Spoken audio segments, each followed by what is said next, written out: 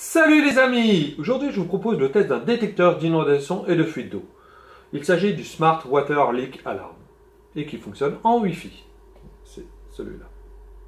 Donc on retrouve dans la boîte le détecteur, le câble USB-C, USB donc qui permet de l'alimenter et un câble qui permet d'étendre la portée de détection. Donc, celui-là.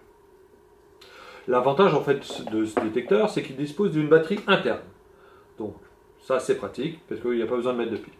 D'autre part, en fait, il faut utiliser une application qui s'appelle Smart Life, qui permet en fait d'avoir des notifications quand il y a une fuite d'eau. Voilà. Donc là, je vais vous montrer un peu l'application pour voir comment on sert en fait du détecteur. Donc voici l'application.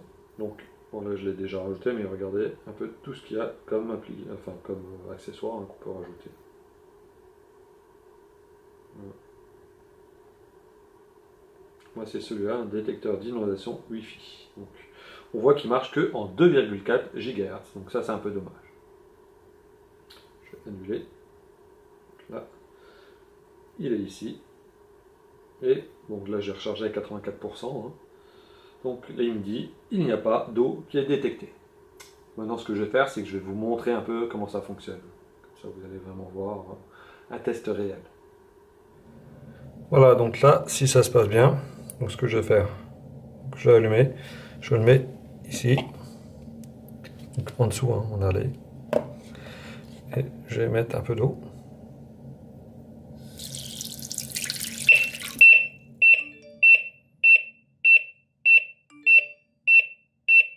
Voilà, donc là, ça on l'entend, l'application s'est relancée, enfin c'est lancé plutôt.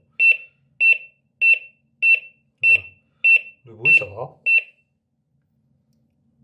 Donc le but, c'est que l'application se lance, parce que le bruit, c'est pas assez, enfin ça va si c'est dans une petite pièce, mais si vous le mettez dans une pièce un peu plus grande, c'est moins intéressant en fait.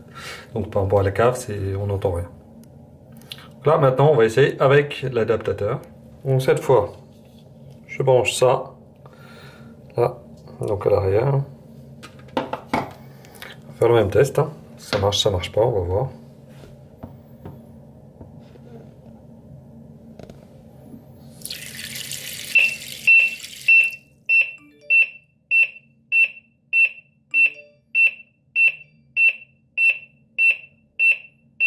Voilà, c'est que ça marche. Donc là, on va faire un autre test. On enlève. Et c'est lui que je vais mettre dedans.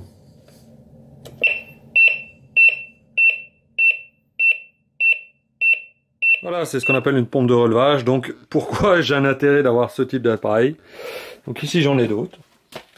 Bien entendu, je les vérifie jamais. Voilà, donc on va faire ça et on va faire ça. Donc maintenant, l'intérêt, c'est que je vais un peu mouiller ici.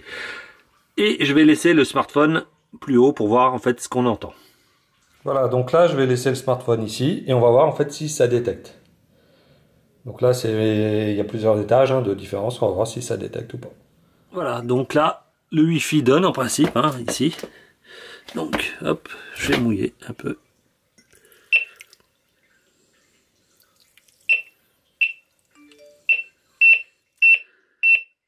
Donc là, vous verrez si ce que ça donnait en haut. Ça marchait ou pas.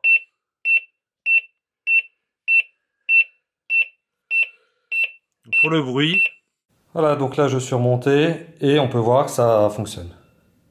Par contre, je vous avouerai que le bruit, je l'entends à peine d'ici, d'où je suis, à l'étage. C'est pas assez fort, c'est dommage. Ça fonctionne. Voilà, j'espère que vous aurez apprécié le test du Smart Water Leak Alarm. Donc, comme vous pouvez voir, ça fonctionne. Après, si vous avez souvent des innovations, ça peut être pratique. Si vous en avez rarement, ou jamais, enfin plutôt, ça vous servira peut-être à rien. Nous, on a une pompe de relevage, donc c'est ça qui a un intérêt, c'est que la pompe de relevage a déjà, disons, craché son liquide. Et donc pour nous, c'est vraiment intéressant d'avoir plusieurs appareils de ce type. Donc on en a d'autres, en espérant qu'il y en a un qui fonctionne le jour J, où toute l'eau sale, on va dire, remonte.